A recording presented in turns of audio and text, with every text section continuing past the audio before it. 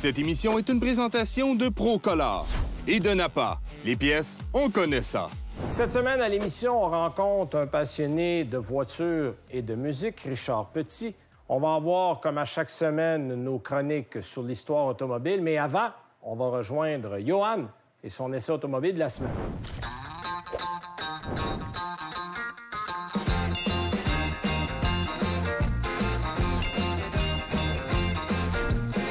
Hey Simon, deux Jeeps, deux générations complètement différentes. C'est le fun que tu aies apporté le tien, mais aujourd'hui, on va vraiment se concentrer sur le 2023. Pourquoi t'aimes pas mon Jeep? Non. C'est les meilleures années, ces années-là. Non, j'adore ces années-là, mais ça va être une dombe. En plus, t'es chez nous. On a dit qu'on allait se promener en route avec ça. On n'ira pas se promener en route avec ton Jeep. En plus, c'est qui t'a prêté ça? Marcel. C'est Passion Auto, le nom de l'émission, c'est pas ça? De toute façon, on peut pas porter ton Jeep, Simon. Regarde, il est tout sale, il crotte, puis on dirait qu'il va tomber en pièces. Arrête donc, il est juste un peu rustique, là. L'intérieur a l'air d'un dépotoir. Arrête, c'est mon véhicule du dimanche. Tu te promènes avec ça le dimanche? Ben oui, certainement. Voyons. Oui, ton véhicule du dimanche, peut-être parce que c'est ta Kamouraska, mais tu peux pas aller en civilisation, là. Tu es en train de dire que je viens d'une région éloignée ou ben quoi? Oui, c'est exactement ça que je suis en train de dire. C'est lui qu'on essaye, on s'en va là.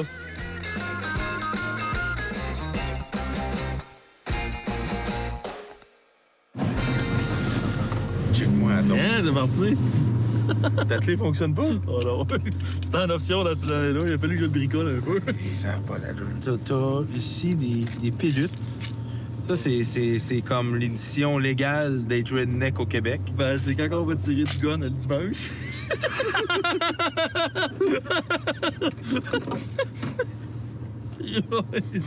Ça, c'est le gun.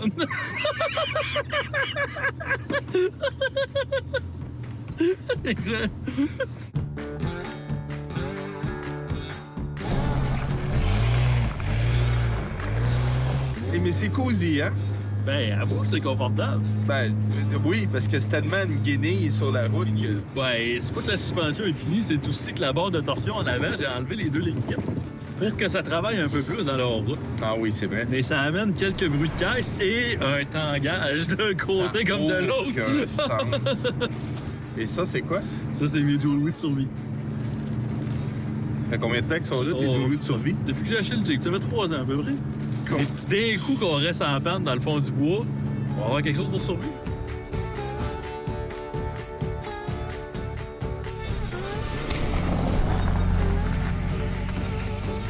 Ce que j'aime, moi, personnellement, c'est que c'est une boîte carrée. Je vais te dire, ben franchement, là, ça vieillit quand même bien, une boîte carrée comme ça. Parce que, Ouais, moi, parce que tu le regardes, s'il était propre, Ah non, là, c'est il ça. était encore beau. Ouais, là, il est rustique un peu. Oui, Il y a oui, certaines pièces de carrosserie qui sont rendues des options. Mais à la base, effectivement, tu sais, c'est un look qui est hyper conservateur. Mais ça traverse les années. Ça là. traverse les années. Ah, c'est comme une espèce de look intemporel. Oui. Hein? Tu vas tout briser. Comment ça, moi? Ben là, tu vois bien. Tombe en morceaux. Arrête, il est pas si pire que ça.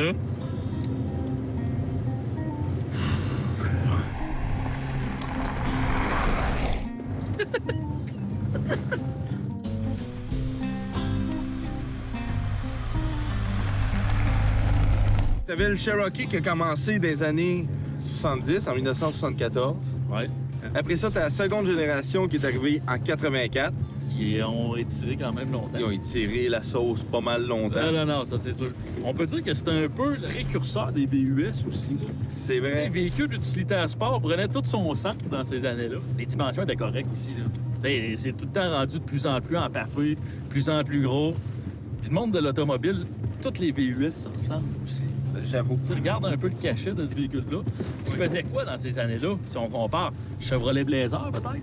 Il n'y avait pas beaucoup de compétition dans ce créneau-là. Le design est pratiquement encore d'actualité aussi. Oui. Mais pourquoi qu'un Wrangler, ça se vend encore? Ben, C'est c'est le parce même que ça modèle. reste l'espèce de petit cachet de Jeep aussi. Le Et Wrangler, voilà. c'est l'essence même du Jeep. Je sais pas si on va regarder le véhicule encore dans 10 ans, lequel qui va vieillir le mieux dans tout ça, ben, je te dirais que c'est sûr que c'est lui encore. Ouais, si je me fie, mettons, au Jeep Cherokee Liberty qu'il y a eu ici, C'est vrai, il y a eu une Liberty. c'est-à-dire la troisième génération qui avait les lumières rondes. Il avait mis des moteurs diesel, je sais pas si t'en rappelles. Ah oui, c'est vrai, il y avait mis l'édition des diesel là-dedans. Liberty. Et après ça, quatrième génération, que là, c'était les lumières carrées, là. Ouais. Un peu de courant, je te dirais. Ah, ça fait de courant. Alors, c'est pas regarder le compteur, là, mais... T'as plus rien sur la batterie. Le voltage est bas pas mal, on est dans le rouge pas mal. Là. Tu me niaises, là. Non, je trouve pas ça drôle, là. Ah ouais, on n'est pas si loin que ça, là. Non, mais attends, là. Bon, ça va être de l'alternateur, c'est pas si pire. Comment ça va être... C'est pas si pire, un alternateur là-dessus? Ah, j'ai un de mes chums qui a plein de pièces, c'est rien qu'à l'appeler.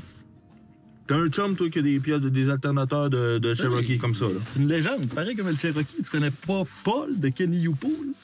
Ouais, mais Kenny Youpo, ça livre pas, là. Oh, ouais, mais il va faire un spécial pour nous autres. Là, on va regarder ça, là.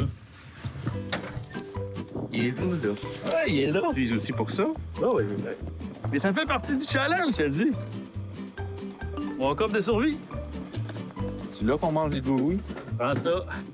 Un Mexican Speed Ranch. C'est pas le sang, encore moins.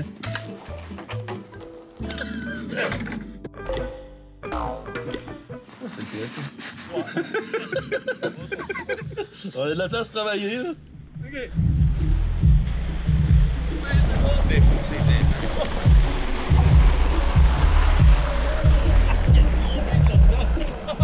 Salut, tu vas bien? Salut, Paul. Salut. Je l'avais dit qu'elle est venue nous aider. Encore ce Jeep-là. D'accord. Il est habitué, il vient une fois de temps en temps. Là, mais... Justement, j'ai fait des stocks de pièces pour toi. Je vais aller te chercher. Qu'est-ce qui manque cette fois? Ah, là, l'alternateur, je te dirais, il n'y a plus de courant. Là, fait que d'après moi, c'est ça. Ben, j'ai ça pour toi. Parfait. OK. On va tellement se prendre, là. Ah, en tout cas, je suis sûr que ça a bien plus de capacité que ton 2023. Hey, tu pourrais rester surpris. Une fois que tout le plastique est arraché, là, Ouais, c'est ça. parce que j'ai quand même le Trail Hawk. Ouais, c'est vrai. Fait que c'est l'édition à 53 000, là. Hey, 50... Avec la suspension off-road, tu sais, c'est vraiment la grosse bébelle. À l'époque, là, Oui. ça, là, ça valait entre 19 et 34 000. Mais là, écoute... C'était de l'argent, pareil, à l'époque. Ah non, mais là, quand on parle de 34 000, oublie pas qu'il y avait le Grand Cherokee aussi. OK, oui, les autres, ils le mettaient ensemble. Moi, j'ai tout le temps vu ça comme deux véhicules complètement différents. Non, ben c'est ça. Mais écoute, à la base aussi, en 92, quand ils ont sorti le Grand Cherokee, le but, c'était de remplacer le Cherokee par le Grand Cherokee. Et qu'est-ce qu'ils se sont rendus compte? C'est que les ventes continuaient et persistaient au fil des années quand même. C'est en 2023, février 2023, qu'ils ont arrêté la production.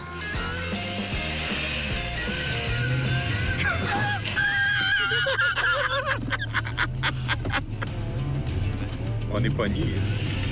On est big time pognés. Ouais, Ah! Hey, facile!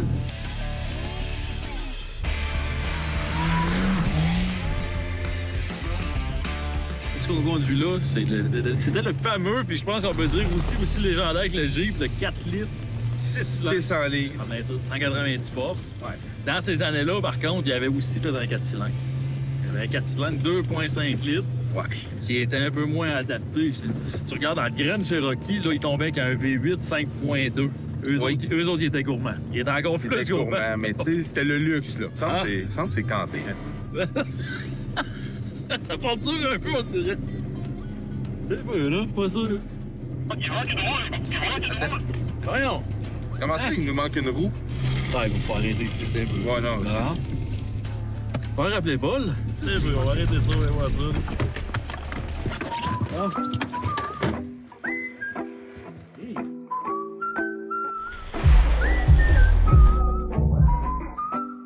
Heureusement, je ne suis pas parti loin. T'as pas ça, une roue en stock? Roux, j'ai ça. Ah, c'est pas un beau mag, mais ça va faire l'affaire quand même.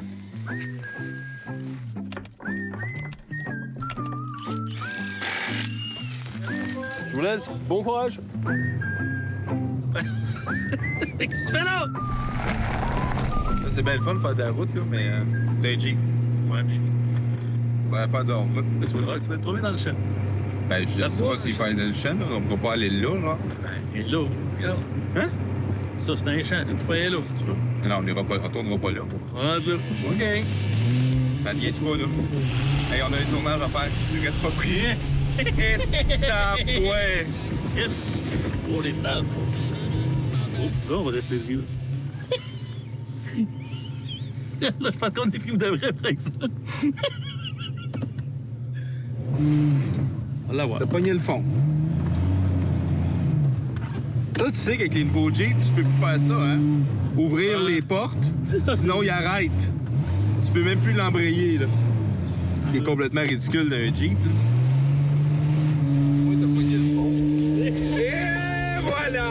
Et voilà, on est parti. Là, ça sent de Preston, là. La température est haute. Hein? Un peu, non? On va rappeler Paul. Papa, il est déjà là. On s'en va dans mon Jeep.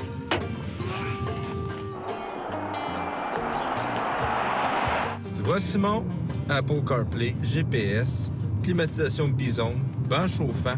Je peux sélectionner mes modes de conduite ici. J'en ai pas de ça, mais ils sont en dessous de mon pied droit.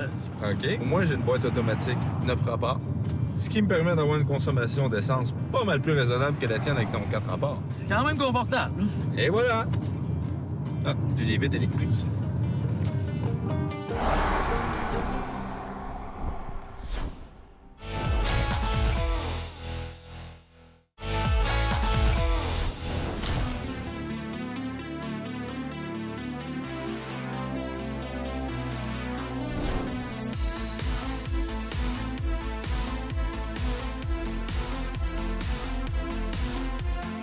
Aujourd'hui, à l'émission Passion Auto, on vous présente un homme de passion vrai. En fait, il a deux passions dans la vie, la musique et les autos. Et c'est comme ça depuis très longtemps. Richard Petit, merci d'être là avec nous aujourd'hui. Bienvenue. Merci de nous accueillir chez toi. Ça fait plaisir. Écoute, ton histoire est comme l'histoire de beaucoup de gens. C'est parti d'une passion toute simple un jour, d'aimer un modèle. Tu me disais que tu es parti avec un premier modèle, une Mustang, que tu avais payé 300 pièces. Oui, évidemment, on y va selon nos moyens. Dans ce temps-là, il faut que tu appelles l'assurance avant pour savoir comment ça coûtait, voir combien ce qui te reste pour acheter l'auto. Fait que l'assurance, je pense, était à 900. Fait qu'il me restait 300. Donc, après, j'ai magasiné les autos à 300. C'est bon. Mais tu as eu l'idée de penser aux assurances avant. C'est pas toujours le cas. Je travaillais dans un lave-auto automatique la fin de semaine. Puis j'aime pas ça parce que ça magane les autos. Puis quand je voyais une belle auto, je dis au client, vous êtes sûr que vous vouliez la rentrer là-dedans? Ah oui, OK. Fait que t'avais conscience que... Oui, des fois, j'entendais des miroirs partir. Ah oui. Puis là, la musique est arrivée comment dans le décor? Parce qu'on peut pas te dissocier de la musique, c'est toute ta vie ou presque. Oui, oui, c'est effectivement l'auto, la musique. Mais par contre, j'ai pris des cours de piano, puis ça allait pas vite, mon affaire. J'avais pas le talent, vraiment, pour la musique. J'avais l'oreille, mais je n'avais pas appris le solfège à l'école. Ça n'a pas changé. Là, tu dis, bon, on va me prendre des talents comme pilote. Fait que tu as pris des cours de rallye, tu as pris des cours de conduite avancée. Le kart, conduite avancée à Mosport puis à Tremblant. Ouais. Encore là, ben, je partais mon commerce, je commençais, puis je travaillais 6 jours. Fait qu'il te restait pas grand temps. Mais c'était super agréable, on a eu du plaisir. Puis là, à partir de la Mustang, je pense que ta deuxième auto, t'as payé quoi, 650 Oui, là, c'est un Datsun 510. Ça, c'était... OK. J'en ai eu 3. Ça, c'était une voiture de rallye, ça, la Datsun 510. Elle n'était pas supposée, mais... Mais ça en est devenu Elle est devenue voiture de rallye. T'as une Vaux aussi, je pense, Ah oui, du ma rallye. Rabbit modifiée. C'était ma voiture de livraison le jour. Et puis, c'est comme... go to the office, ils disent en anglais the week, puis race on Sunday. Exact. Mais je n'étais pas équipé vraiment pour gagner le championnat du monde avec ça. Non, mais t'avais du fun. Ah oui, j'avais du fun. Tout le monde a des goûts différents. Ça, je les respecte. Tu sais, quand tu vas dans une exposition d'auto, il y en a un qui a un Rambler. Tu dis, qu'est-ce qu'il fait avec ça? Tu sais, mais Lui, par son oncle, son père, au des moments... Je pense que nos rêves se font surtout à l'entour de 14 ans, 12 ans, 14 ans. OK. Quand j'avais cet âge-là, j'allais voir les autos en bicycle à pédale. Oui. Et puis j'allais chez Christophe Haro, j'allais voir les Porsche en haut, au deuxième étage, à Saint-Hubert. Je rêvais, mais c'était pas... Je disais, hey, un jour, peut-être. Je faisais les vitrines d'auto en bicycle à pédale. Il faut acheter des autos qu'on aime. Ça, c'est important. Ça, c'est la première raison. Absolument. La deuxième, je suis pas assez riche pour acheter une voiture neuve, puis après ça, perdre 25, 50, ou ça peut être 100 000, dépendamment des autos. Ça, il faut être très riche. Fait que là, je dis, je vais acheter des autos que j'aime, que je pense qu'ils vont garder leur valeur, au moins. Puis ça, c'est important de souligner. Parce que tu as été très habile là-dedans. Ça, les gens ne le savent pas beaucoup. Oui. Tu as été capable d'acheter à un prix assez bas dans beaucoup de transactions que tu as faites. Puis les autos ont gardé une valeur et en ont pris. Parce qu'il y a toujours un jeu là-dedans. Puis il faut bien connaître le marché, mais je pense que tu l'as bien appris. Il y en a qui jouent à la bourse. Ouais. Je connais pas ça personnellement. Puis j'aurais pas de fun à regarder un journal, voir si je suis plus riche aujourd'hui. Les autos, au moins, tu peux les voir, on peut en profiter, on les garder. Tu peux rouler. Et peut les rouler. Exact. Puis en plus, ben si jamais elle prend pas de valeur, ben je n'ai eu une. Puis c'est des belles décorations aussi. Il y en a qui achètent une toile pour des millions de dollars. Toi, t'achètes une toile que tu peux aller promener sur la route. Les Jaguars, c'est peu, là. C'est aussi beau qu'une toile. C'est une pièce d'or, c'est une pièce. Tu peux en profiter. Même des fois, j'ai dit à des gens, quand j'ai acheté la Jaguar, par exemple, mes chums me disaient, Richard, c'est trop cher. J'ai dit, oui, mais c'est la plus belle que j'ai vue. Puis quand je l'ai vue, je pense que j'avais 50 ans. Bien, je t'ai dit, je fais un calcul comme vendeur, là, je me parle. Ouais. Si j'ai 50 ans puis je n'ai jamais vu une belle comme ça, c'est-à-dire que la prochaine, je vais avoir 100 ans. Fait que je l'achète. OK? C'est spécial parce que tu as acheté ça à Pebble Beach. Oui. Était au concours C'est pas, d'élégance à Pebble Beach, donc était dans un état parce que il n'y a rien qui n'est pas 100 à Pebble Beach. J'ai dit, mes chums, j'ai gardé, ça me fait rien, j'ai payé cher puis je suis content. Ouais. Ça juste, ça va prendre peut-être 2-3 ans de plus pour qu'elle prenne de la valeur. Puis, tu as toujours aimé, évidemment, la conduite dynamique. On le voit, là, tu as une 1M qui n'a pas été là longtemps. Puis moi, je l'ai souvent dit à des gens, le peu de temps que cette voiture-là est en vente, c'était la bargain du siècle. Là. Ces voitures-là, t'as pas très cher pour la performance qu'ils donnaient.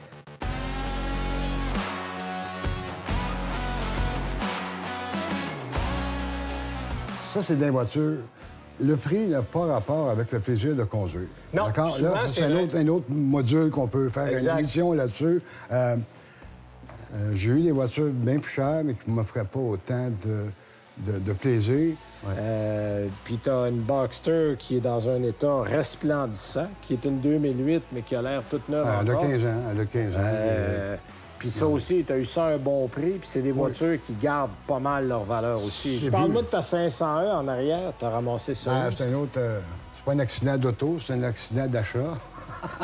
T'allais pas là pour acheter ça? Non, j'allais acheter... J'avais donné un acompte sur un Alfa Romeo Duetto, 67. Oui. Et puis, c'était dans le mois de novembre, puis je peux pas vraiment aller à New York dans ce temps-là, avant le mois de janvier.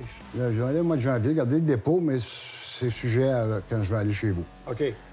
Puis quand j'arrive là, il y avait l'Alpha dans le showroom. Elle est super belle, parfait, c'est beau. Mais là, vous une porte, il y a à peu près 50-75 autos. Oh, dans là, ça a piqué ta curiosité. Dans le fond. Mais moi, j'ai un œil, là, quand je rentre dans un encan, tout ça, là. Psoum!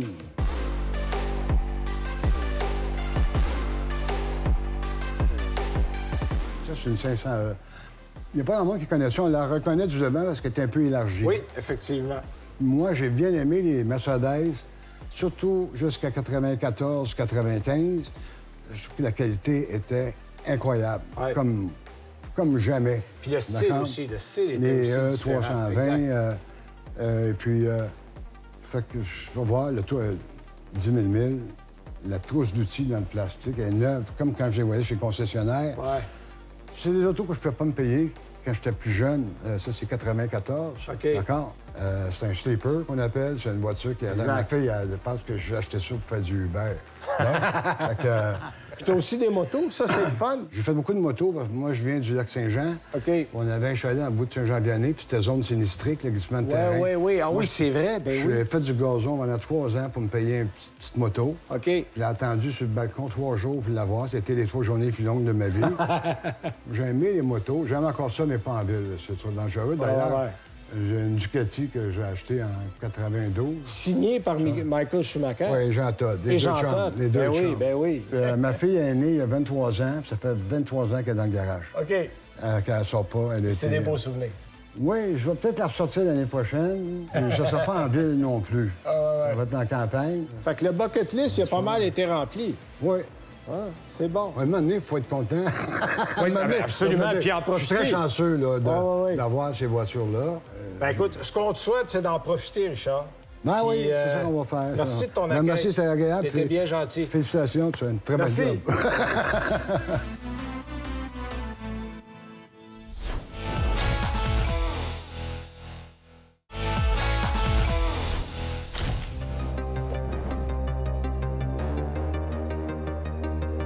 Aujourd'hui, on va parler de GPS. On le sait, des GPS, c'est rendu commun. On a ça dans notre téléphone, on met ça dans la voiture. Mais évidemment, on se rappelle tous de l'époque où on avait les bonnes vieilles cartes dans la voiture et on se dirigeait avec les cartes. En fait, l'ancêtre du GPS peut être retracé en Italie dans les années 27 à 30.